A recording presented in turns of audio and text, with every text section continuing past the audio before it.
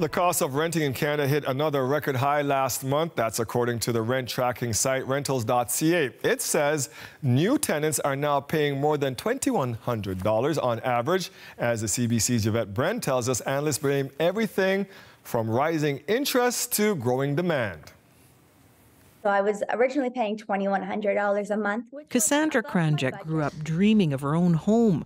Now, even with 2 jobs, she's struggling to pay $2,400 a month. Her rent went up 14% this year. At this point, unless I get a significant raise in my salary, I would not be able to afford anything more than this. I'm at my cap. The average rent in Canada is up 9.6%. Since May, the average asking price for a new rental has increased $103 per month.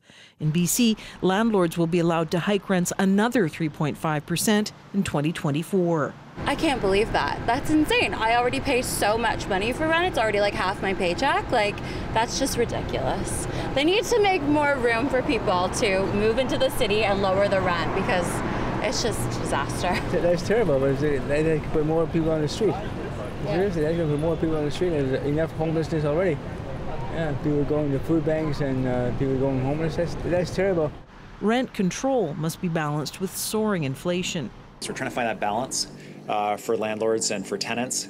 It's an incredibly challenging area. It's not just, sort of restricted to the small mom and pop landlords, but the larger landlords as well. Is that increasingly you're looking at negative cash flow year over year, and that's just not a sustainable business model.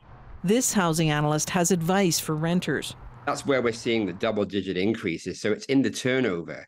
So my advice to tenants is don't move. Canada needs to get a better handle on incoming rental demands. He says affordable housing isn't being built fast enough.